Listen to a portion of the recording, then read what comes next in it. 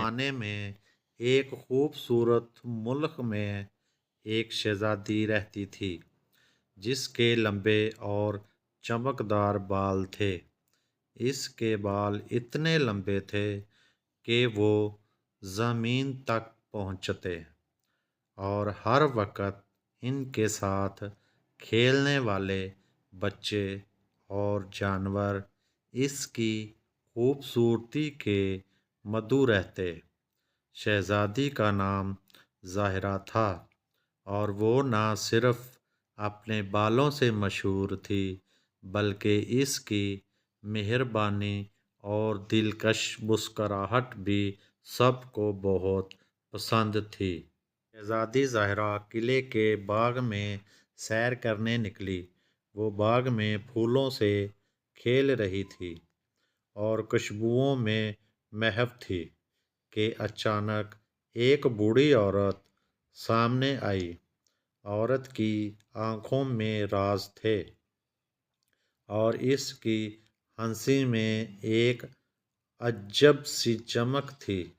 شہزادی، تمہارے بال بہت خوبصورت ہیں، لیکن کیا تم جانتی ہو کہ تمہارے یہ بال تمہیں ایک بہت بڑا راز دے سکتے ہیں؟ عورت نے کہا۔ زاہرہ نے حیرت سے پوچھا، کیا راز؟ بوڑھی عورت نے کہا، تمہارے بالوں میں ایک جادو ہے، لیکن اس جادو کو صرف تم ہی آزاد کر سکتی ہو۔ شہزادی نے اپنی سوچ میں ڈوبتے ہوئے کہا، میں وہ جادو کیسے حاصل کر سکتی ہوں؟ بوڑھی عورت نے مسکراتے ہوئے کہا، تمہیں ایک سفر پر جانا ہوگا جہاں تمہیں اپنے خوف کا مقابلہ کرنا ہوگا اور اپنے دل کی سننی ہوگی۔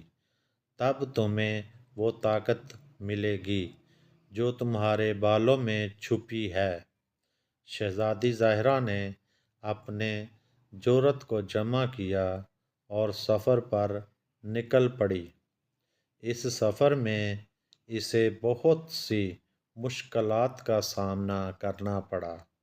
جنگل کے خوفناک جانور، پہاڑ کی بلندیاں اور گہرے دریا، لیکن اس نے ہمت نہ ہاری اور ہر چیلنج کا سامنا کیا۔ آخر کار وہ ایک خوبصورت جھیل کے کنارے پہنچی جہاں ایک سنہری مچھلی اس کا انتظار کر رہی تھی۔ مچھلی نے کہا، شہزادی، تم نے جو سفر طے کیا ہے وہ تمہارے اندر کی طاقت کو اجاگر کرتا ہے۔ اب تمہارے بالوں کا جادو تمہاری مدد کرے گا۔ شہزادی نے مچھلی کی باتوں پر دھیان دیا اور اپنے بالوں کو نرم ہاتھوں سے سنوارا۔ اچانک اس کے بال سے ایک روشن روشنی نکلنے لگی اور وہ روشنی اس کی آنکھوں میں ایک نئی امید اور طاقت لے آئی۔ شہزادی زاہرہ نے سمجھا کہ اس کے بالوں کا جادو اس کے اندر کی ہمت، محبت اور مہربانی کی طاقت کو ظاہر کرتا ہے۔ وہ واپس قلعے پہنچی اور اپنی عوام کی خدمت میں مزید تندہی سے لگی۔